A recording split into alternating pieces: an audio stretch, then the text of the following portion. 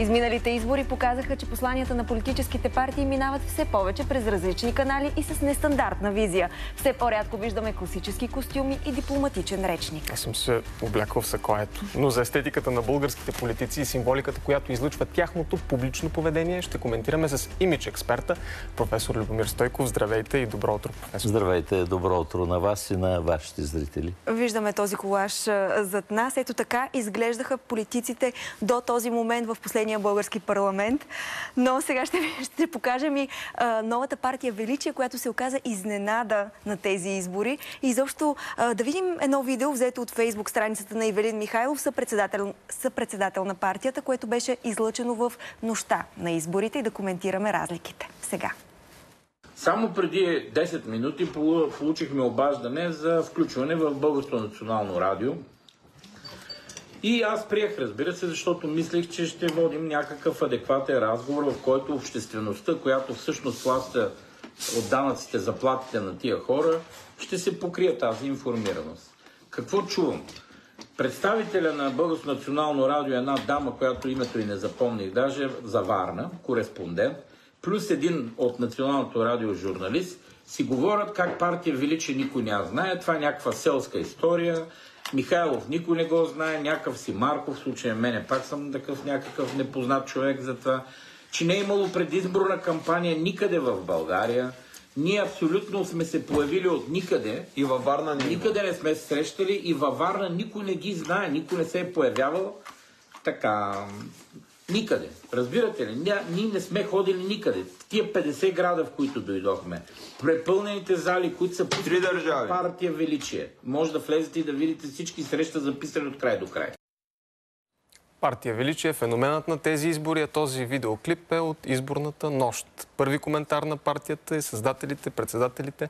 Видяхме как комуникират те с своите избиратели в социалните мрежи. Как бихте коментирали този стил на комуникация?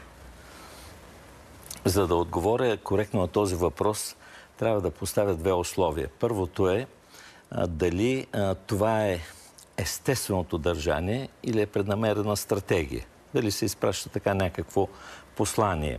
Ако е естествено държание, нормалната ни реакция е, че това е поведение, което не отговаря на културни, на естетически, на визуални критерии, особено пък когато става дума за политическа комуникация и когато става дума за лидерство, когато става дума за политически имидж и дори за политическа репутация. Втория случай е, ако това е умишлено. Ако това е преднамерено, дръзко, невъзпитано, нахално, както искате го наречете, държане, с което съответните представители искат да се разграничат от статуквото, да го наречем по-банално, а по-реално от общата представа, която хората имат за политиците, които по принцип се стремят да бъдат много прегледни, много добре облечени, срещани. Как влияе тази разлика? И по този начин да закрият реалните гафови грешки или пък други негативни неща, които вършат. Как влияе? Веднага ще ви кажа.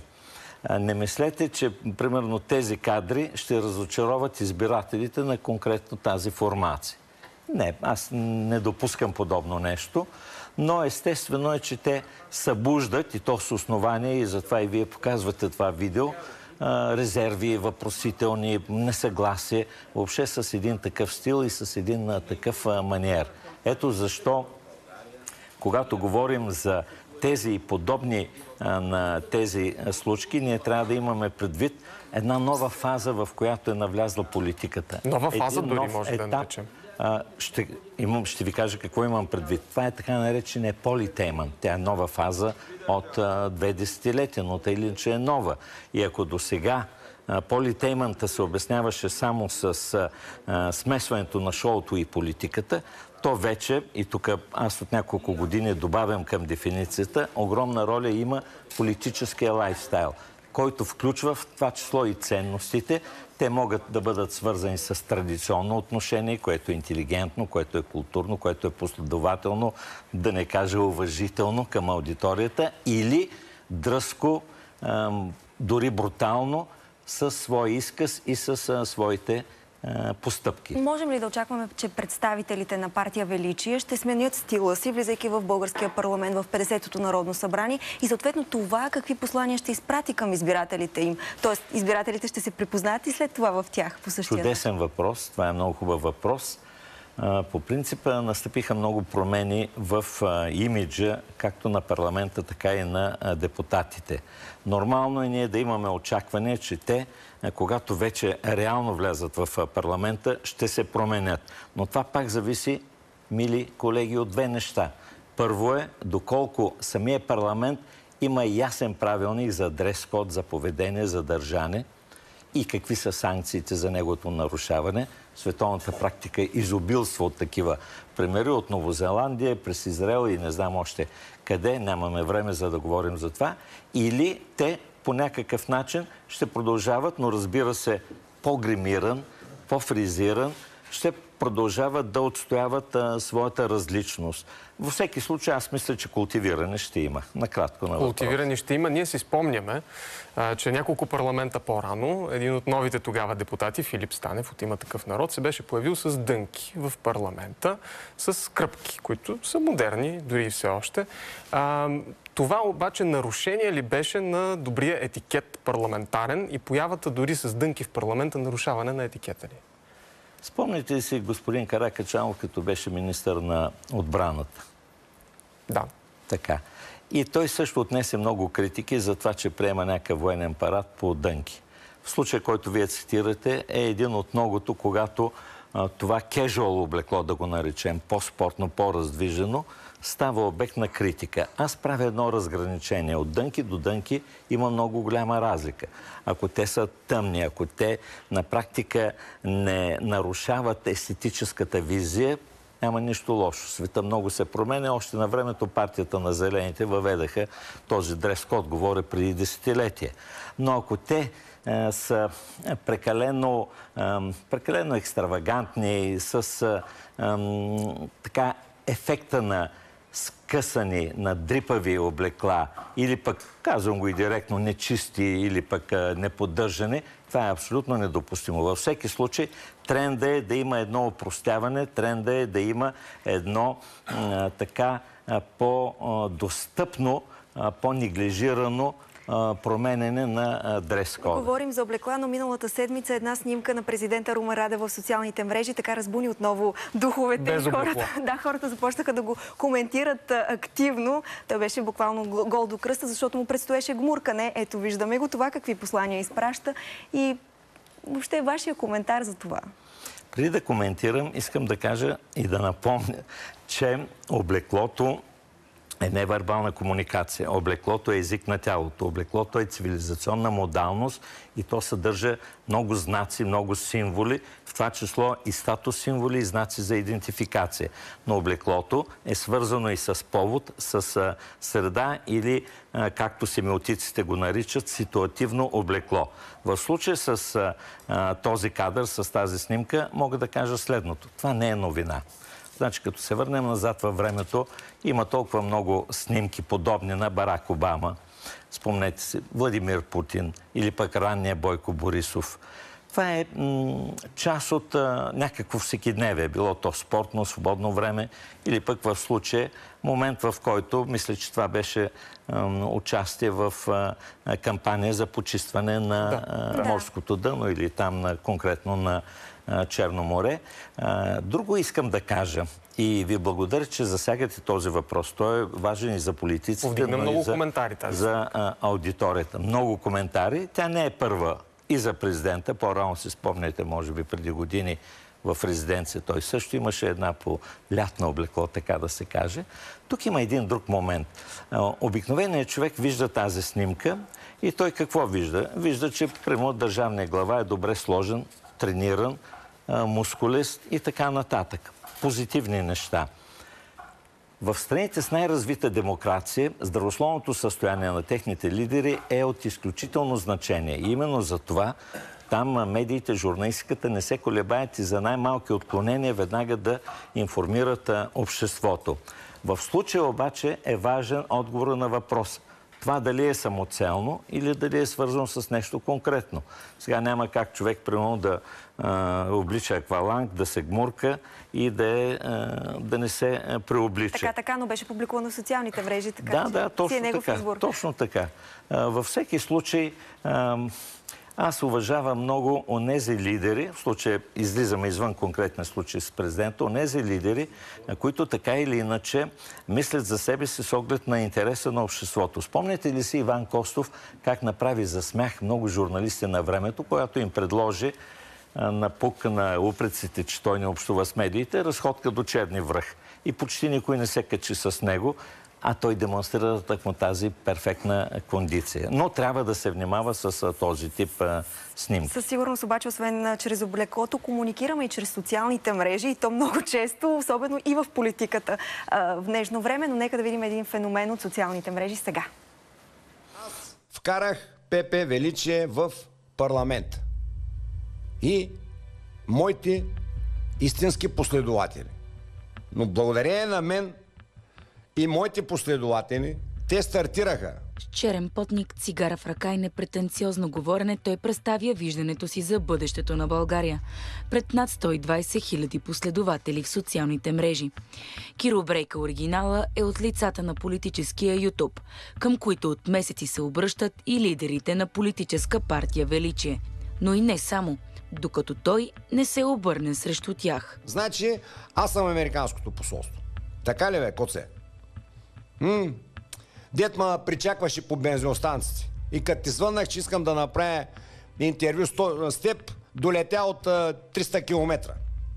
Когато не беше в парламент. И ти трябваха такива хора. Влогърът твърди, че посланията му са ясни и адресирани към всеки, който иска да се припознае в тях. Аз съм престъпник, че съм харесвал Тодор Живков. Аз съм престъпник, че съм харесвал традиционното семейство. Аз съм престъпник, че мисля за децата.